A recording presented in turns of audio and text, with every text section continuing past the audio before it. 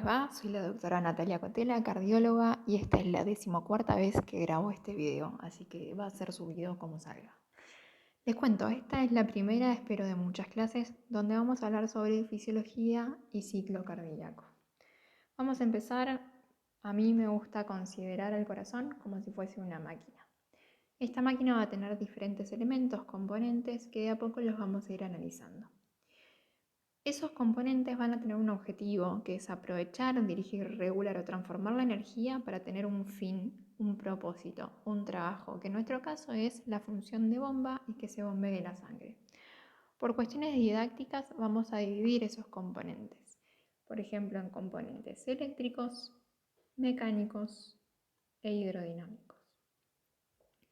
Vamos a empezar con los fenómenos eléctricos que pasan en el corazón. Pensemos que en el corazón hay una batería que está arriba de todo, en las aurículas, que va a generar la electricidad, que va a generar la despolarización y a su vez la contracción. Ese nodo sinusal va a transmitir con una velocidad de 1000 milímetros por segundo a través de las aurículas y va a llegar a otro nodo, el nodo auriculoventricular. En este nodo se va a filtrar para ver si pasan todos estos estímulos o no. Y además lo que va a haber es un retardo. En el nodo la electricidad baja a una velocidad de 500 milímetros sobre segundo. Esto es importante porque si no se contraerían las aurículas al mismo tiempo que los ventrículos y eso no sirve a la función de bomba. Además el nodo va a tener la función de una segunda batería, una batería de backup, que funciona un poco más lento, pero llegado el caso de que el nodo sinusal no funcione, va a salir a comandar las despolarizaciones. Siguiendo, se va a transmitir la despolarización a través de las de His, donde la velocidad se eleva porque es grueso y un cable grueso conduce rápido a 1500 milímetros sobre segundo. De ahí salen dos ramas y las fibras de Purkinje, donde todavía se eleva más la velocidad a 3500 milímetros sobre segundo. ¿Qué es lo importante acá? Que quiero remarcar. Esto de las baterías, hay células que tienen la capacidad de marcapaso, o sea que son células que tienen la capacidad de despolarizarse. Son el nodo sinusal, el nodo AB y el haz de His. ¿Por qué no se despolarizan todas? ¿Por qué no están todas trabajando a la par? Imagínense que todas están intentando despolarizarse, pero cuando les llega el estímulo, la despolarización de afuera de otro nodo, vuelven a cero. Entonces todo ese trabajo que habían hecho para despolarizarse se pierde. Entonces, ¿quién gana? Gana el más rápido, y ese más rápido es el nodo sinusal, que imagínense que se despolariza como mínimo 60 veces por minuto, contra un nodo AB que se despolariza como mínimo 30 veces por minuto, y ni les digo las de His con 15 veces por minuto. Vamos a seguir. Ahora, ¿qué es todo esto de la despolarización, las cargas eléctricas? ¿Por qué pasa? Pasa porque el músculo cardíaco es un músculo, es un tejido altamente especializado, funciona como un sincicio, funcionan como si fuese toda una única célula, porque cada célula está unida mediante uniones gap. Entonces, lo que pasa en el potencial de membrana de una se transmite a absolutamente todas. Ahora, el potencial de reposo de nuestra membrana es de menos 80 milivolts. ¿Por qué son estos menos 80 milivolts? Ese potencial va a estar dado por el potencial de equilibrio del ion más permeable de la membrana. En nuestro caso, el ion más permeable de la membrana es el potasio, que tiene un potencial de equilibrio de menos 91. Entonces, ¿por qué no tenemos un potencial de reposo de menos 91? Porque no es el único ion al cual es permeable. Hay otros iones como son el sodio y el calcio que tienen potenciales de equilibrio de hecho positivos, así que positivizan ese potencial de equilibrio. Bien, vamos directamente al potencial de acción. Vamos a tener 4 fases. Acuérdense que este es el potencial de acción de una célula cualunque, no de una célula marcapasos, que después vamos a ver en qué se diferencia principalmente el potencial de una célula marcapasos.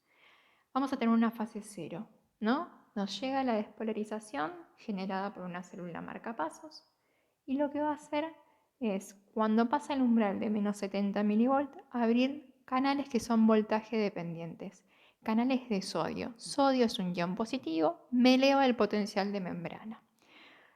Después en la fase 1, a ver, ahí tenemos el influjo enorme de sodio hacia dentro de la célula. En la fase 1 va a haber una repolarización rápida, transitoria. ¿Por qué? Porque se me abren canales de potasio y de cloro, que son voltaje y tiempo dependientes, que se abrieron cuando la membrana pasó el umbral de los menos 30 milivolts. Entonces, sale potasio, que es un ion positivo, se me negativiza el potencial de membrana. Vamos a la fase que a mí más me gusta, la más importante para mí, que es la de la contracción, ¿sí? Donde, ¿cuál es el ion que va a intervenir en la contracción? El calcio, ¿sí? Entonces, es el influjo de calcio hacia dentro de la célula. La fase 2 va a ser la de la contracción y vamos a tener canales voltaje dependientes de larga duración, que van a tener una corriente de cloro y una corriente de potasio. Vamos de a poco negativizando la célula hasta que llegamos a la fase 3, donde el protagonista es el potasio y se abren los canales tardíos de potasio que se empezaron a abrir en realidad en la fase 2 y tienen protagonismo en la fase 3. Sale potasio, ion positivo, de nuevo la membrana se me negativiza. ¿Cómo terminamos esto? Con la fase 4, volviendo al potencial de reposo. En ese potencial de reposo están los canales rectificadores de potasio y además tenemos la bomba sodio-potasio ATPasa, donde por cada 3 sodios que sacamos ingresamos 2 potasios. Entonces ahí tenemos un desbalance de cargas negativizando el interior. ¿Qué pasa acá? Los potenciales de las células de marcapaso van a tener canales selectivos y esta fase 4 va a tener una pendiente donde lentamente se va a ir positivizando la membrana hasta que va a llegar al umbral y ahí se genere el potencial de acción, que lo vamos a ver acá. ¿Ven cómo la fase 4 tiene una pendiente? Y esa pendiente va a estar dada justamente por la bomba sodio-potasio. Bien, acá vemos cómo cambian los potenciales de acción según dónde los tomemos, en el nodo sinusal, en una célula Qualunque, en el nodo AB, en el His-Purkinje o en el músculo ventricular. Y acá es un poquito lo que hablábamos del sistema de conducción puesto en términos reales, ¿sí? Tenemos el nodo sinusal ahí en la aurícula derecha, 3 haces de dudosa procedencia y existencia llamado tracto internodular anterior, mediano y posterior, y aparte vamos a tener el haz de Bachmann que va a conectar con la aurícula izquierda. En el medio, no tan capaz en el medio, el nodo AB, y de ahí va a salir el haz de His y sus ramas junto con después la célula de Purkinje. Bien, esto es una célula cardíaca. Y quiero que presten atención al retículo sarcoplasmático y a los túbulos T. Si ven, los túbulos T van a estar conectados con el exterior de la célula. A su vez, dentro de la célula cardíaca vamos a tener las miofibrillas, que es la unidad que permite la contracción celular. Va a haber un filamento grueso y un filamento delgado. Vamos ahora a la contracción. Se propaga el potencial de acción y esto va a llegar a los túbulos transversos. Esos túbulos transversos están abiertos al intersticio y va a tomar el calcio extracelular.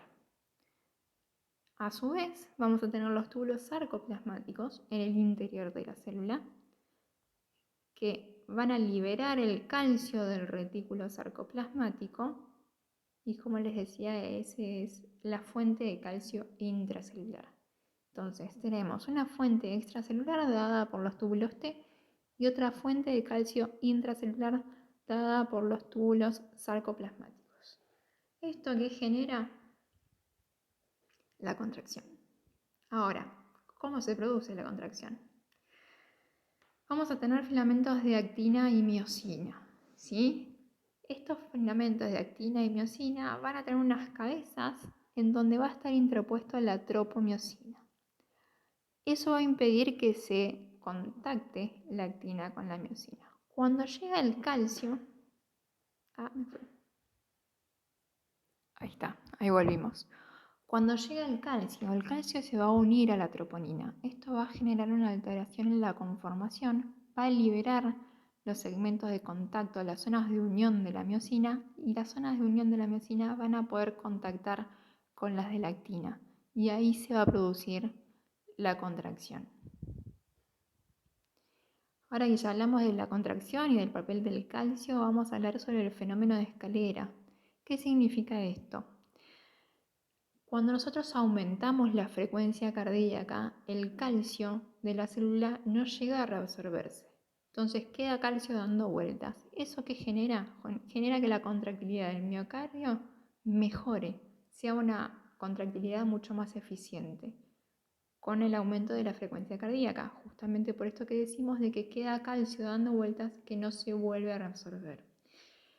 Y además, ¿qué otra modificación vamos a tener? Está lo que se llama la ley de Starling, que cuando aumenta el volumen de fin de diástole, estos filamentos se van a estirar y el acople de la actina y la miosina va a ser mucho mejor, más eficiente. Entonces, la fuerza ventricular va a ser mejor. ¿Qué significa esto? Que si bien tengo aumentado el volumen de fin de diástole, si bien tengo más volumen que debería eyectar, lo puedo eyectar porque ahora me contraigo mejor, porque los filamentos están mejor acoplados. Bueno, y acá ya nos vamos a ciclo cardíaco y esto lo voy a dejar ya para otra clase, pues si no se me hace muy largo.